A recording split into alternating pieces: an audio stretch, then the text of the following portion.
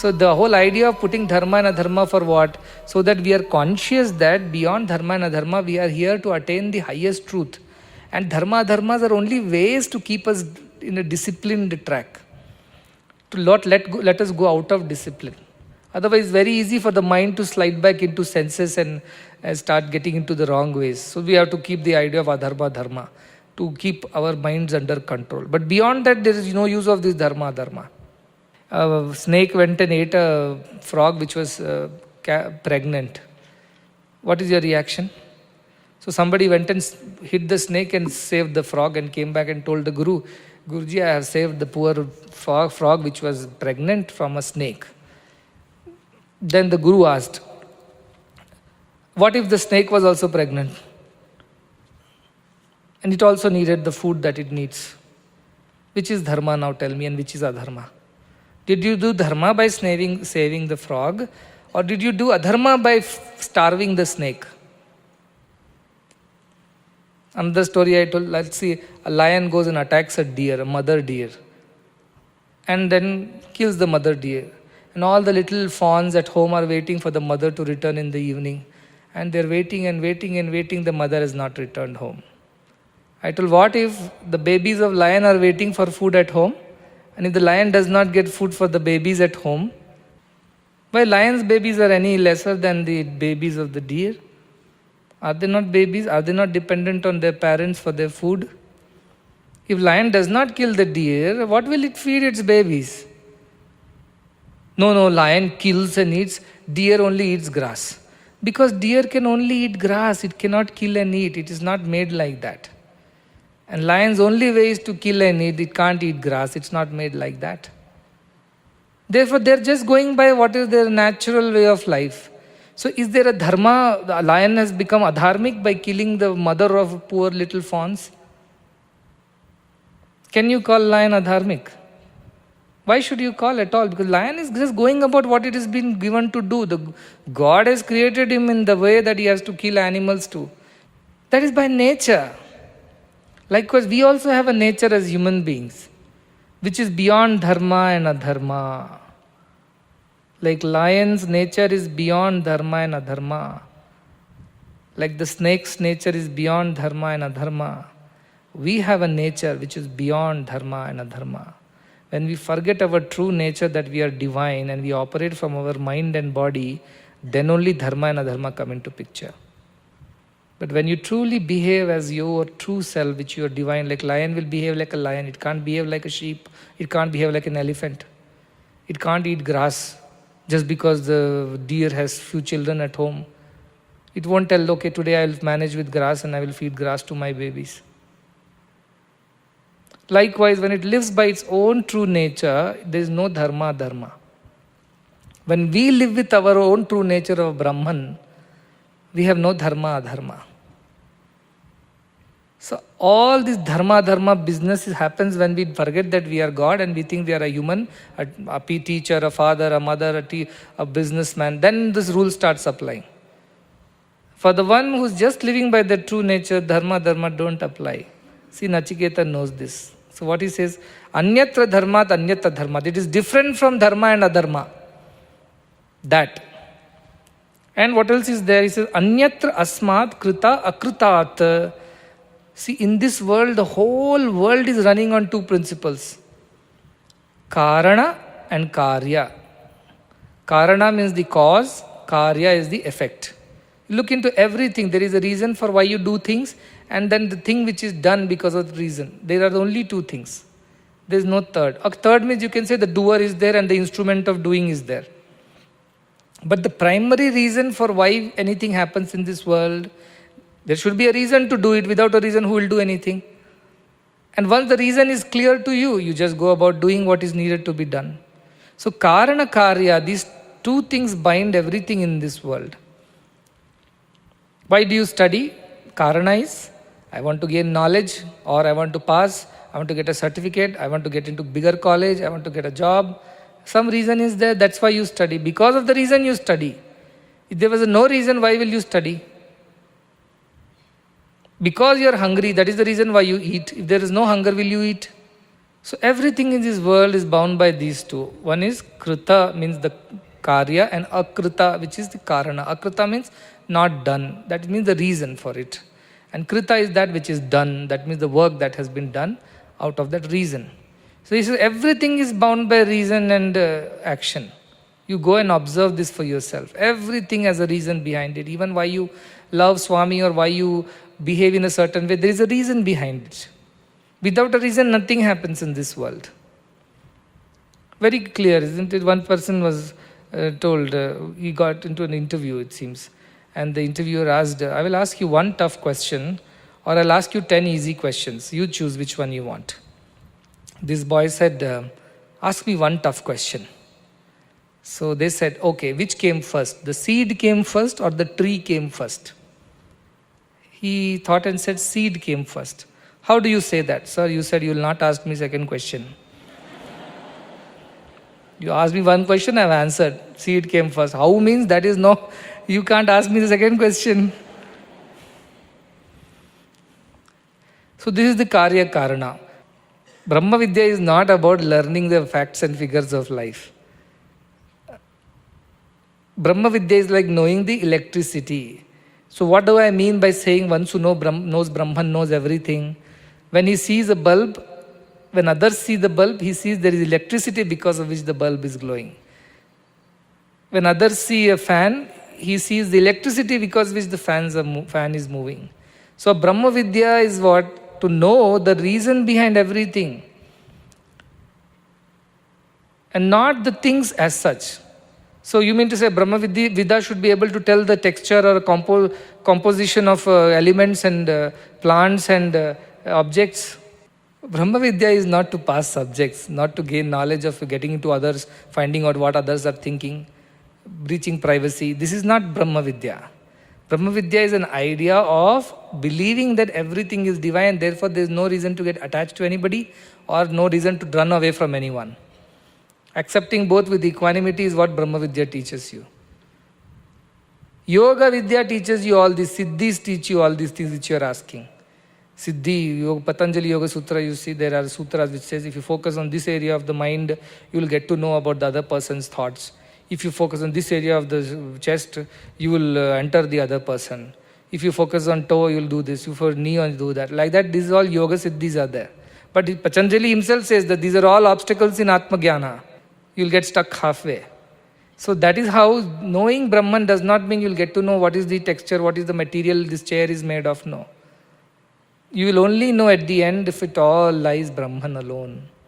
You will get to know the screen. That's why you will get to know everything. It's like gold and ornaments. You have a ring, you have a chain, you have a bracelet, and you have some other, let us say, very new kind of a jewel or an ornament. You may not have seen it before. So when somebody asks you, what is this? You may not be able to tell the name.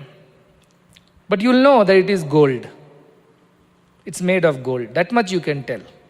That is Brahma Vidya. It will tell you what it is made of, but what it is in necessary need not be knowing.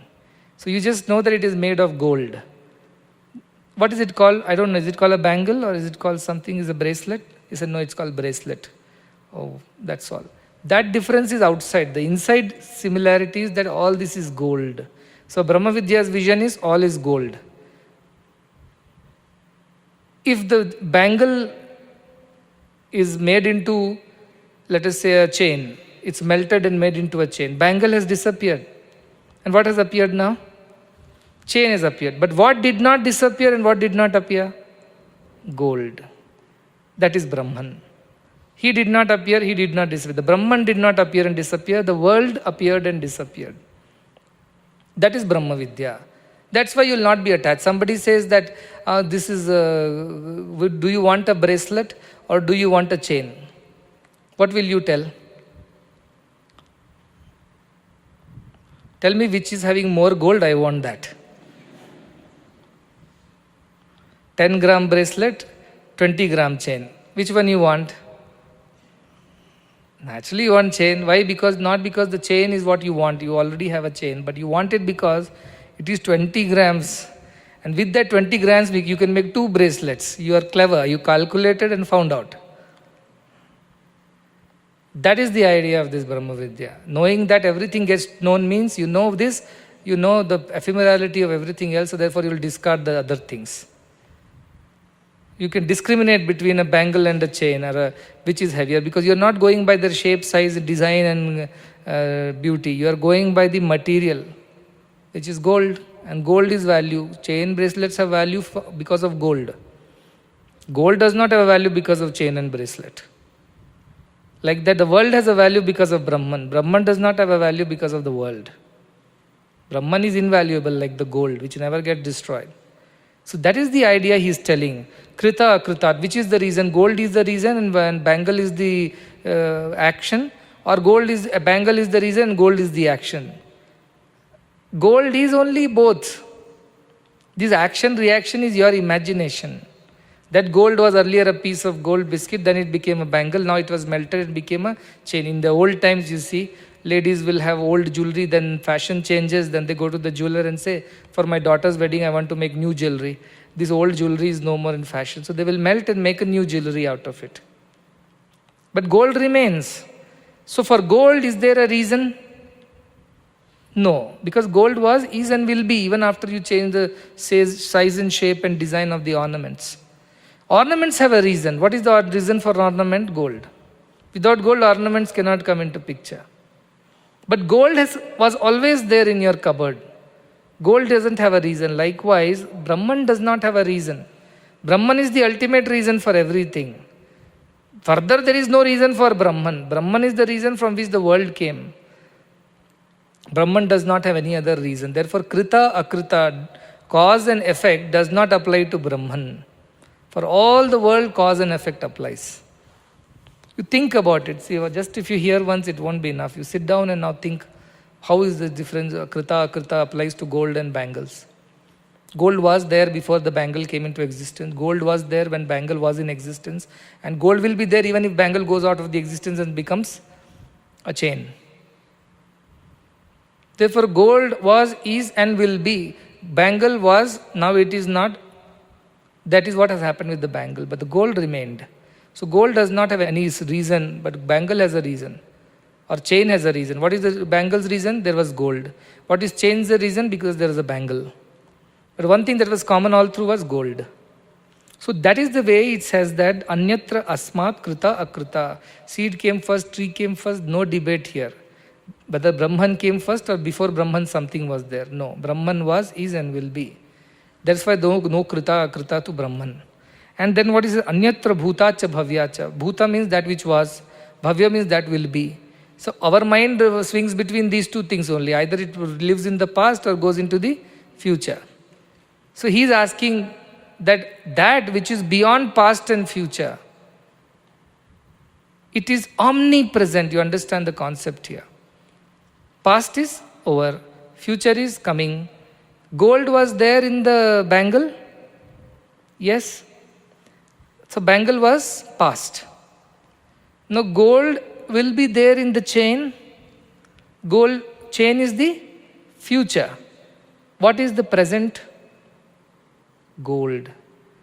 Was gold there in the past? Yes. Will gold be there in the future?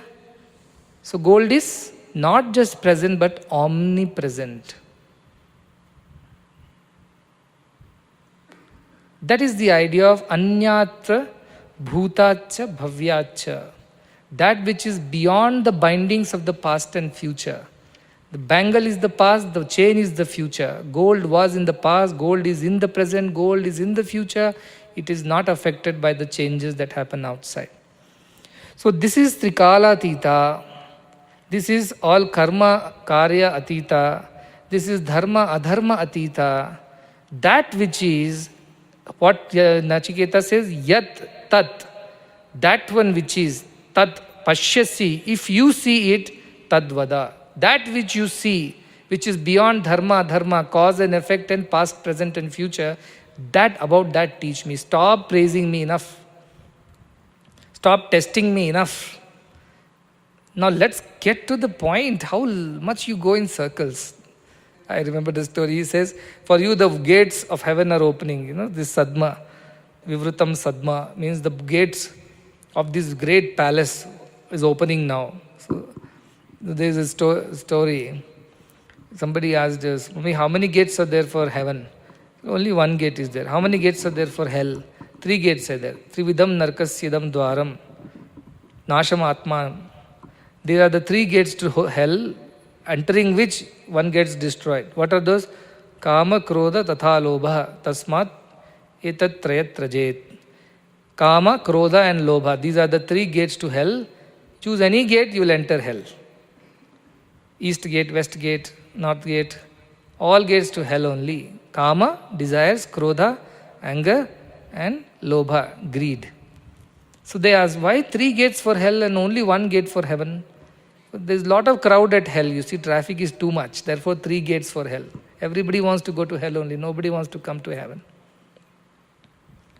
So when he is telling, I have opened the gates of heaven to you, Nachiketa's answer is, please stop praising me. Stop testing me. Don't tell me about dharma, dharma. You do this, you get that. You do shreya, you get that. You praya, you get that. Enough. Let's get to the point. Tell me about that which is beyond shreya and praya, which is beyond dharma, dharma, which is beyond krita, akrita, which is beyond bhuta, bhavya. If that one which you see, pashyasi, tatvada, you will say just now, Swami, you told Brahman cannot be seen with the eyes. Now you are telling Yama is seeing that. What does it mean? It's a way to speak. Like, he's a very good person. I see. You really don't see the goodness in that person. But you say, I see. Oh, I see, like we say it in English. Like that, pashyasi. And pashyasi has much deeper meaning when it comes to communication in our Vedic tradition. There are 4 communications that are there in Vedic, in our scriptures that they have described. The lowest level of communication is called Vaikhari Vani. Means we speak like what we are speaking. Words are being exchanged, sound is being heard. This is called Vaikhari Vani, which is the lowest form of communication. Higher than this is called Madhyama. Madhyama means we don't speak in words, but we communicate in our minds. Like Vyasa was dictating the Mahabharata to Ganesha. Vyasa Gufa is somewhere, Ganesha Gufa is somewhere else. How did they communicate? They communicated in their minds. Because they were far more refined, their intellects were far more refined. They could understand within their minds. Like many times, mother can understand what baby is going through, even though baby cannot speak and express. Or you have a pet at home.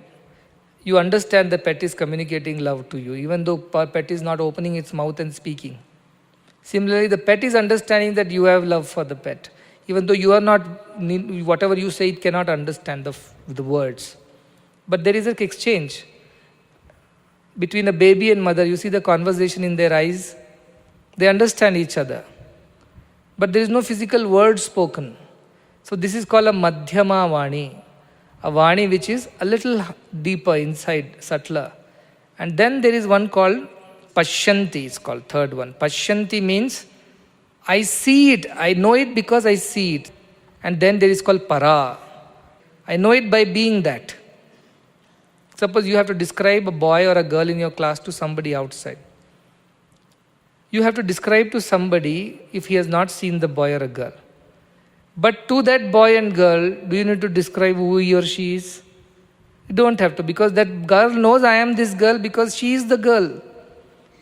Or the boy knows I am this boy because he is the boy. So at para level, you don't even have to see the truth. You are the truth, so you know the truth.